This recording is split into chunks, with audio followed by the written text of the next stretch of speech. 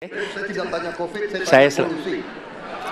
Tenaga uap mengalir ke Jakarta, maka Jakarta punya indikator, karena itu Jakarta mengatakan ada polusi udara. Ya susah kalau kita menyalahkan angin dari mana saja ya. Jadi saya bertanya dengan anggaran segitu besar, jumlah langkah-langkah yang bisa dilakukan untuk dengan real dalam 5 tahun mengurangi polusi. Mas Anies pernah jadi gubernur 5 tahun di DKI. Anggaran DKI setahun sekitar 80 T. Jumlah penduduk Indonesia DKI 10 juta kira-kira kurang lebih. APBD Jawa Barat 35 T, jumlah penduduknya 50 juta, 5 kali DKI. Tetapi selama Mas Anies mimpin, sering sekali DKI menerima indeks polusi tertinggi di dunia. Bagaimana dengan anggaran 80 T, Pak Anies sebagai gubernur tidak dapat berbuat sesuatu yang berarti untuk mengurangi polusi? Terima kasih. Pak Prabowo, terima kasih atas pertanyaan yang bagus, tetapi kurang akurat. Saya akan jelaskan, Pak. Ketika satu daerah mengatakan di tempat kami tidak ada COVID, di tempat kami COVID banyak, lalu yang tidak ada COVID kami tanya, kenapa tidak ada COVID? Nah, kami nggak punya alat testing, Pak.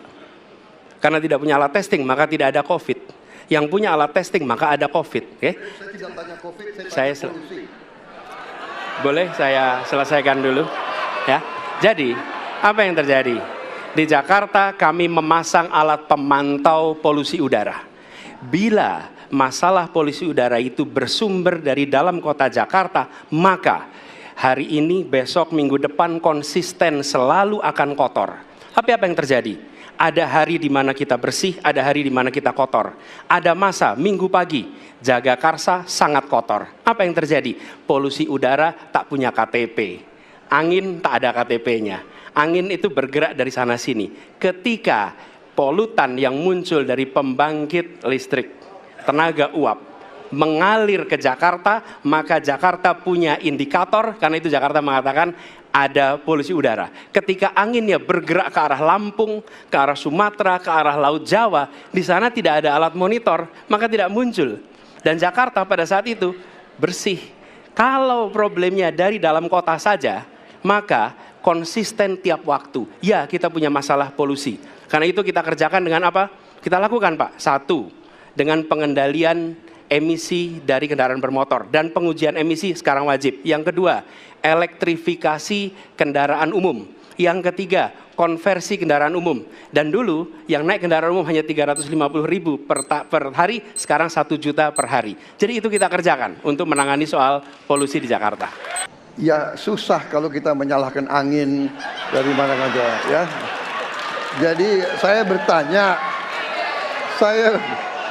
bertanya dengan anggaran segitu besar, jumlah langkah-langkah yang bisa dilakukan untuk dengan real dalam 5 tahun mengurangi polusi, juga di mana rakyat Jakarta begitu banyak yang mengalami sakit pernafasan. Jadi saya kira kalau kita dengan gampang menyalahkan angin, hujan dan sebagainya, ya mungkin tidak perlu ada pemerintahan kalau begitu ya. Terima kasih. Ya, inilah bedanya yang berbicara pakai data, yang berbicara pakai fiksi. Okay? Ini pakai data. Jadi ketika ditunjukkan, ya memang ada sumber polutan dari dalam kota. Tapi kalau sumber polutan itu hanya dari dalam kota, maka Pak pakai logika sederhana sekali. Jumlah motor dari hari ke hari sama, jumlah mobil dari hari ke hari sama. Maka harusnya angka polusinya sama setiap waktu. Betul tidak? Tapi jumlah motor sama, jumlah mobil sama, ada kita sangat polusi. Ada sisi sangat tidak polusi. Nanti kalau perlu saya kirimkan gambar satelitnya kepada Bapak.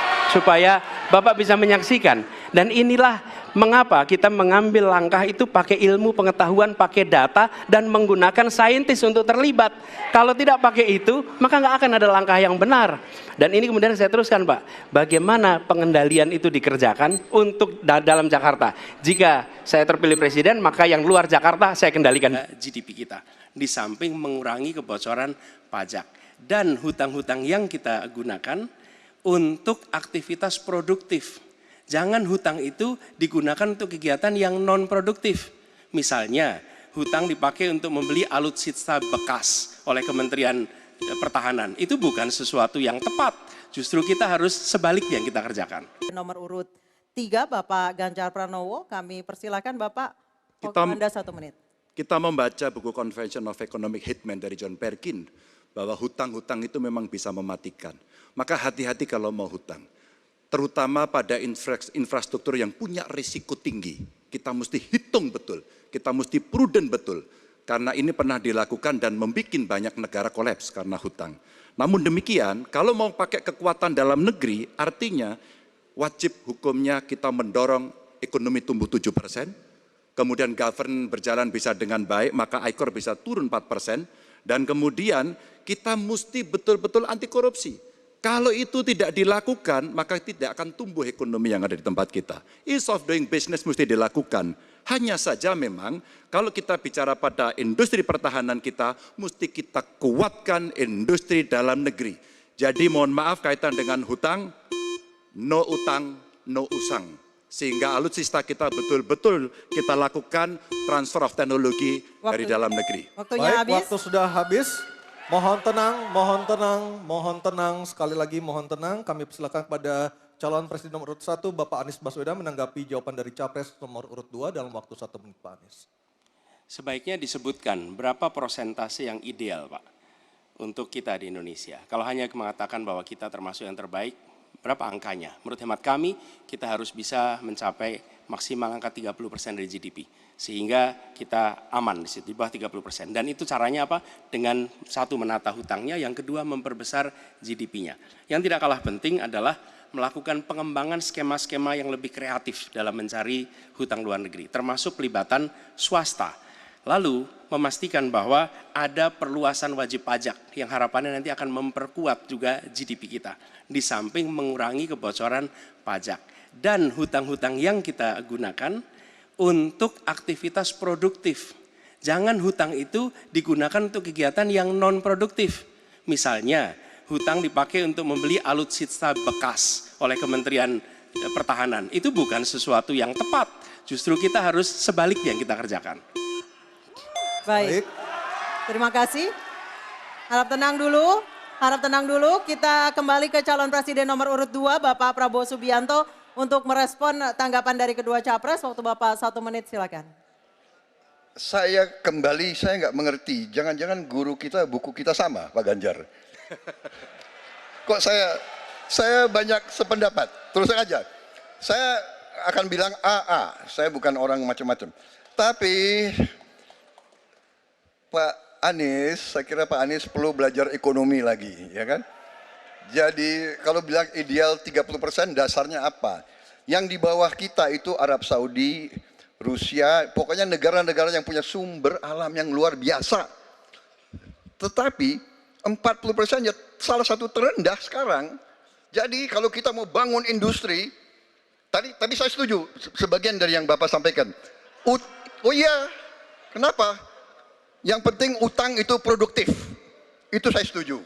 Tapi kita bisa sampai 50%, tidak ada masalah. Kita tidak pernah default. Kita tidak pernah default. Kita dihormati di dunia. Baik. Terima kasih. Baik, terima